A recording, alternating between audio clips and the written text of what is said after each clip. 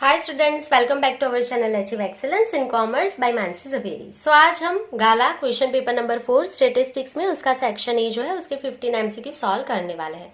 अगर आपने previous video नहीं देखे तो वो देख लेना ताकि आपको बेटर समझ में आए। चलिए, वीडियो को स्टार्ट करने से पहले लाइक नहीं किया है तो वीडियो को लाइक जरूर कर देना, शेयर कर देना, सब्सक्राइब नहीं किया है अभी तक चैनल को तो सब्सक्राइब कर लेना। चलिए, नोटिफिकेशन के लिए बेल आइकन प्रेस कर देना ताकि जो भी वीडियोस नए रेगुलरली आएंगे तो आपको नोटिफिकेशन मिलता रहे। चलिए स्टार्ट करेंगे क्वेश्चन नंबर 1 से। इन competition of which index number is only current years quantity considered. तो ये तो आपको पता ही है, करंट ईयर पूछा है तो कौन आएगा यहाँ पे? पासे। ठीक है, ये तो बहुत अच्छे से मैंने एक्सप्लेन किया है। अगर करंट ईयर है तो करंट ईयर के लिए पासे आएगा। अगर आपका बेस ईयर है तो कौन आएगा? लास्ट ईयर आएगा। ठीक है, फॉर्मूला में ही है, बेस ईयर मतलब लास्ट ईयर, और दोनों है तो वो फिशर होगा, दोनों ईयर है तो वो फिशर है। चलिए, तो डीपली एक्सप्लेन नहीं करूंगी क्योंकि मुझे पता है आपको ये आता ही होगा। Number 2, what is the value of rank correlation coefficient if submission of d square is equals to 0। तो फाइंड कर लेंगे paper number 4 question number 2। Clear? चलिए, क्या दिया है आपको? Submission of d square is equals to 0 है, देन रैंक कोरिलेशन मतलब आर क्या होगा? तो आर का फॉर्मूला आप सबको आता है, r is equals to 1 minus 6 submission of d square divide by n in bracket n square minus 1। चलिए, तो इसको सॉल्व कर लेंगे। 1 minus 6 into submission of d square is 0 divide by n in bracket n square minus 1 is equals to 1 minus 0 divided by anything is 0. So 1 minus 0 answer is 1। ठीक है, देखो 0 हो जाएगा, 0 के डिवाइड में कुछ भी होगा तो वो 0 ही होगा, तो 1 माइनस 0 तो आंसर 1 ही आएगा आपका। सो आंसर इज 1 मतलब बी, ऑप्शन बी 1। क्लियर?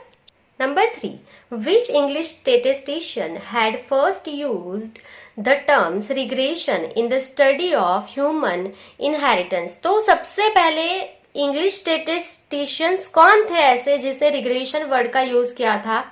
तो वो आपको लर्न रखना है। यहाँ पे कौन थे? यहाँ पे फ्रांसिस गॉल्टन थे जिन्होंने फर्स्ट टाइम रिग्रेशन वर्ड का यूज किया था। So Francis Galton.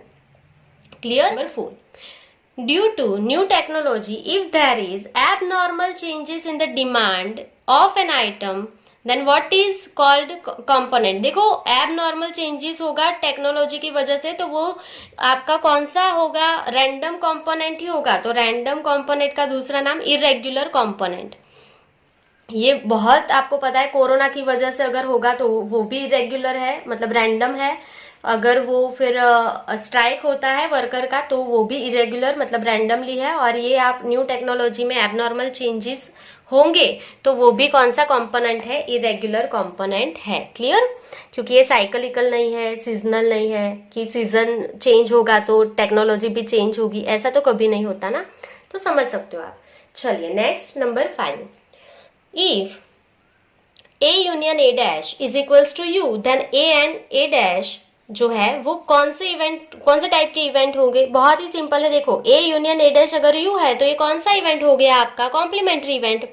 सो ये उसका डेफिनेशन आपने सीखा है तो आपको तुरंत ही समझ में आ जाएगा। A union A dash U है तो A एंड A डैश कौन से टाइप के इवेंट्स हो गए? कॉम्प्लीमेंट्री इवेंट्स है। चलिए next, number 6, if event A and B are independent. देखो, ये इंडिपेंडेंट इवेंट वाला पूरा टॉपिक इस साल प्रोबेबिलिटी में से निकल गया है, पर फिर भी मैं आपको हर बार बोलती हूँ ना कि एमसीक्यू में कुछ भी आ सकता है। देखो, इंडिपेंडेंट इवेंट आपने सीखा नहीं होगा पर फिर भी उसका फॉर्मूला आपको आना चाहिए तो ही एमसीक्यू सॉल्व होगा। तो देखो, उसके लिए बहुत ही सिंपल सी चीज है कि अगर कोई भी इवेंट जो है वो इंडिपेंडेंट होंगे ना तो उस पे लॉ ऑफ मल्टीप्लीकेशन लगेगा। कौन सा लगेगा? Law of multiplication. और मल्टीप्लाई के लिए, मल्टीप्लाई कब यूज होता है? जब इंटरसेक्शन होगा, ए इंटरसेक्शन बी होगा तभी आपका मल्टीप्लाई का रूल यूज होगा। क्योंकि प्लस के लिए तो कौन सा आप प्लस का रूल है ना, लॉ ऑफ एडिशन जो आप सीख चुके हैं, वो कब यूज होता है? यूनियन में यूज होता है। ए यूनियन बी है तो प्लस का रूल यूज होगा, लॉ ऑफ एडिशन। मल्टीप्लाई का रूल कब यूज होगा? लॉ ऑफ मल्टीप्लीकेशन जब इंटरसेक्शन है तभी यूज होगा। बस ये सीख लो तो हो गया एमसीक्यू सॉल्व। तो देखो, दोनों इंडिपेंडेंट इवेंट है मतलब लॉ ऑफ मल्टीप्लीकेशन लगेगा। मल्टीप्लीकेशन मतलब इंटरसेक्शन होना चाहिए। तो देखो, जहां जहां पे यूनियन है ना, पहले वो वाला ऑप्शन कट कर दो, जहां जहां पे यूनियन है कट कर दो। कट हो गया दोनों। अभी क्या करना है? इंटरसेक्शन वाले दो जो आपके ऑप्शन बच गए उसको देखो। तो इंटरसेक्शन का मतलब क्या है, मल्टीप्लाई होना चाहिए दोनों के बीच में, तो यहाँ पे तो प्लस है, देखो ये वाला ऑप्शन प्लस है, ये भी निकल गया, तो फॉर्मूला आपको ऑटोमेटिक मिल गया, कुछ भी नहीं आता है, इतना ही पता है ना तो भी हो जाएगा। तो इसका फॉर्मूला क्या है, ए इंटरसेक्शन बी, मतलब मल्टीप्लाई का फॉर्मूला यूज होगा ए इंटू बी, दैट्स इट। तो ये हो गया इंडिपेंडेंट इवेंट के लिए लॉ ऑफ मल्टीप्लीकेशन का फॉर्मूला। नहीं भी सीखा है तो भी लर्न कर लेना अभी, क्योंकि ये बोर्ड एग्जाम में आ सकता है, भले ही आपके वो टॉपिक सम कट हो गए हो, पर एमसीक्यू में आपको पूछा है तो कर लेना है आपको।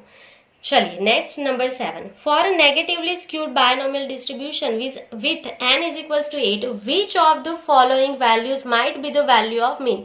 तो ये वाला क्वेश्चन ना गलत था, मैंने गुजराती मीडियम में भी चेंज करवाया था, आपको क्वेश्चन नहीं दिख रहा होगा, रुक जाओ। चलिए नंबर 7, तो यहाँ पे देखो ये क्वेश्चन जो है ना वो यहाँ पे नेगेटिवली स्क्यूड दिया है, उसको आपको पहले पॉजिटिवली कर लेना है, ठीक है, पॉजिटिवली स्क्यूड,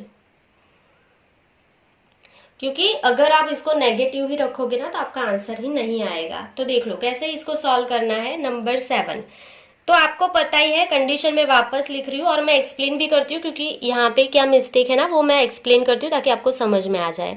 तो देखो आपका p का वैल्यू अगर ग्रेटर देन 1/2 है, p की वैल्यू 1/2 से ज्यादा आएगी तो वो क्या होगा, नेगेटिवली स्क्यूड होगा। अगर p की वैल्यू 1/2 से कम आई तो वो पॉजिटिवली स्क्यूड होगा, और अगर आपकी p की वैल्यू 1/2 के जितनी ही आई तो वो आपका यहाँ पे सिमेट्रिकल हो जाएगा, ये आपको पता है। अभी यहाँ पे देखो फॉर नेगेटिव करते ना आप नेगेटिव, तो p इज ग्रेटर देन 1/2 होना चाहिए, तो 1/2 से ज्यादा ये तीनों तीन का आंसर आएगा। अगर आपको शॉर्टकट सीखना है तो वो भी मैं सिखा देती हूँ। शॉर्टकट में क्या करना है, देखो तो आपको अगर कैलकुलेशन करना ही नहीं है तो क्या करना है, तो 8 डिवाइड बाई 2 कर लो, सो आंसर क्या आएगा 4। तो अगर आपका ये पॉजिटिव है तो 4 से कम जो भी आंसर होगा ना यहाँ पे वो आपका आंसर होगा, मतलब आंसर क्या है, 4 से कम वैल्यू कौन सी है, 3 है, तो आपका आंसर हो गया 3। अगर आप यहाँ पे नेगेटिव ही रखते हो ना तो उसका मतलब क्या होगा, नेगेटिव मतलब 8 का डिवाइड बाई 2 करो, मतलब 4 से ज्यादा, नेगेटिव मतलब ज्यादा, ठीक है। तो 4 से ज्यादा जो भी है वो सारे आपके आंसर आएंगे, 10, 15, 20, मतलब ये क्वेश्चन ही गलत था, ठीक है, इसको करेक्शन कर देना। तो अभी देखो मैं आपको पूरा सॉल्यूशन भी दिखा देती हूँ। यहाँ पे n इज इक्वल टू 8 है, अगर आप यहाँ पे नेगेटिव लोगे तो p की वैल्यू ग्रेटर देन 1/2 होगी। देखो मैं नेगेटिव पहले दिखा रही हूँ, अगर आपने यहाँ पे गड़बड़ की है ना, नेगेटिव ही रख के कैलकुलेशन किया तो आंसर ही नहीं आएगा, वो दिखा रही हूँ। तो पहले a को चेक करो, तो मीन जो है उसका फॉर्मूला क्या है, mean is equal to np, तो यहाँ पे क्या है 3, तो 3 का आंसर सॉल्व करेंगे, so therefore 3 is equal to n कितना है 8p, तो therefore 3/8 is equal to p, therefore p is equal to 0.375, so therefore p का आंसर 0.5 से क्या है, कम है, तो p इज लेस देन 1/2। तो अगर p लेस देन 1/2 है तो वो तो पॉजिटिव स्क्यू है, पॉजिटिव स्क्यूड हो जाएगा ना। तो देखो यहाँ पे पॉजिटिवली स्क्यूड करोगे तो ही आंसर मिलेगा इसका। अगर आप देखो अभी ये 10, 15, 20 सारे चेक करोगे ना तो उसका आंसर ग्रेटर देन में ही आएगा, तो ये सारे नेगेटिव हो जाएंगे, ये तीनों तीन नेगेटिव है, इसके लिए क्वेश्चन ही रॉन्ग था। तो आई थिंक आप समझ गए होंगे। बी एंड इसके आगे का सी का सॉल्यूशन नहीं करवा रही हूँ, चलो ठीक है बी करवा देती हूँ ताकि आपको समझ में आ जाइए। तो बी जो है उसका भी क्या होगा, mean is equal to N P, तो बी का आपका आंसर क्या है 10, so 10 is equal to n मतलब 8p, so 10 divide by 8 is equal to p, तो मतलब p इज इक्वल टू 1.25, तो p इज ग्रेटर देन 1/2 आ गया। तो ये जो है ग्रेटर देन मतलब ये नेगेटिव है, तो 10 से ज्यादा जितनी भी वैल्यू है वो सारी नेगेटिव ही आएंगी। क्लियर। तो मैं ना अभी आपको एक शॉर्टकट ही बोल देती हूँ ना, वो ही करो, जो मैंने अभी शॉर्टकट बोला ना वही कर लेना है। सिर्फ ये n इज इक्वल टू 8 है ना, डिवाइड बाई 2 करो तो आंसर 4 आया ना आपका, 4 आंसर है आपका। अगर आपको नेगेटिव चाहिए तो 4 से ज्यादा जो वैल्यू होगी वो आपका आंसर, अगर आपको पॉजिटिव चाहिए तो 4 से कम जो होगा वो आपका आंसर। समझ में आया। और अगर आपको सिमेट्रिकल चाहिए तो 4 ही आपका आंसर है, दैट्स इट। बस यही लर्न कर लो तो ये आपको कुछ भी कैलकुलेशन करने की भी जरूरत नहीं रहेगी। चलिए तो 7 MCQ तक समझ में आ गया होगा आपको। कुछ भी डाउट है तो कमेंट सेक्शन में अभी वीडियो को स्टॉप करके कमेंट कर दो। चलिए तो आगे बढ़ेंगे। Number 8, mention the relationship between variance and mean of a binomial probability distribution। so mean and जो भी आपका variance है दोनों के बीच का यहाँ पे आपको रिलेशन जो है वो क्या है वो बोलना है। तो आपको हमेशा पता होना चाहिए मीन की वैल्यू हर बार ज्यादा होगी वेरिएंस से, मीन ज्यादा होगा वेरिएंस से। सो उसका मीन क्या है NP, NP is always greater than NPQ, NPQ से एनपी ज्यादा होगा, बस यही लर्न करना है। मीन की वैल्यू ना ज्यादा होती है वेरिएंस से, ठीक है। सो एनपीक्यू जो है वो कम होगा, किससे? एनपी से, मतलब मीन से। हो गया आपका आंसर। चलिए number 9, What is the value of E in the probability density function of a normal distribution? आपको दोनों लर्न रख लेना है। नंबर 9 यहाँ पे हम लिख रहे हैं कि देखो, जब भी आपने प्रोबेबिलिटी डेंसिटी फंक्शन लर्न कर लिया होगा, मैंने प्रीवियस वीडियो में आपको सिखाया था डेंसिटी फंक्शन। तो डेंसिटी फंक्शन में दो कांस्टेंट होते हैं, पहला होता है पाई। तो पाई की वैल्यू तो आप बहुत पहले से सीखते आ रहे 3.14, पर ये प्रोबेबिलिटी है तो यहाँ पे 4 डिजिट में आंसर आएगा, तो आपको आगे भी लिखना है 14, 16। पाई की वैल्यू कांस्टेंट होती है, आप पहले से सीखते आ रहे हो, आपने 10th में भी सीखा होगा पाई इज इक्वल टू 3.14, पर ये प्रोबेबिलिटी है, आपको 4 डिजिट में आप आंसर लिखना कंपलसरी होता है। सो 3.1416 ये पाई की कांस्टेंट वैल्यू है, ये आपको लर्न कर लेनी है।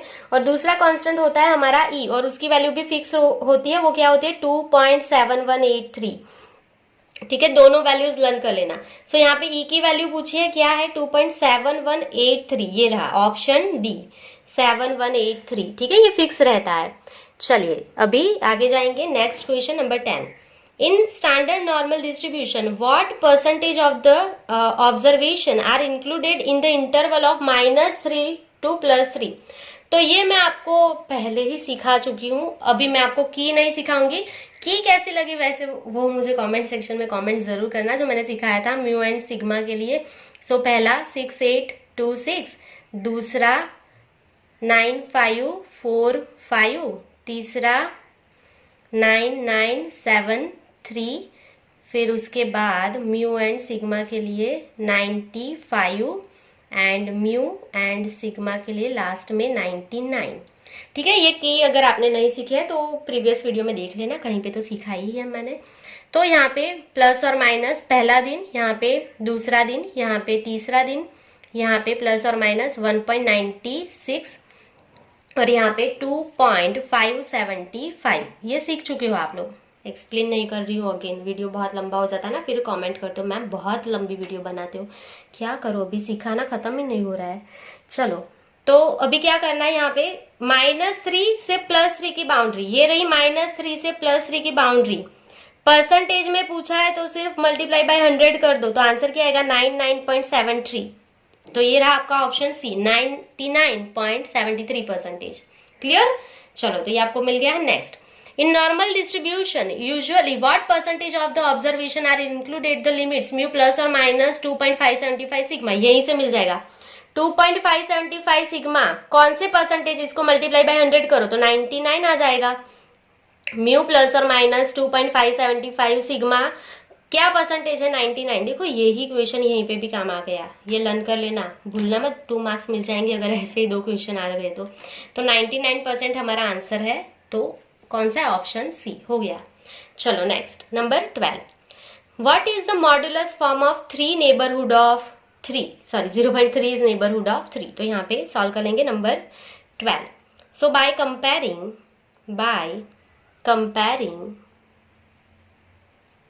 0.3 नेबरहुड ऑफ 3 विथ, हर बार क्या होता है डेल्टा नेबरहुड ऑफ ए, ठीक है, ये लिमिट में मैंने सिखा दिया है आपको, याद ही होगा आपको, डेल्टा नेबरहुड ऑफ ए होता है।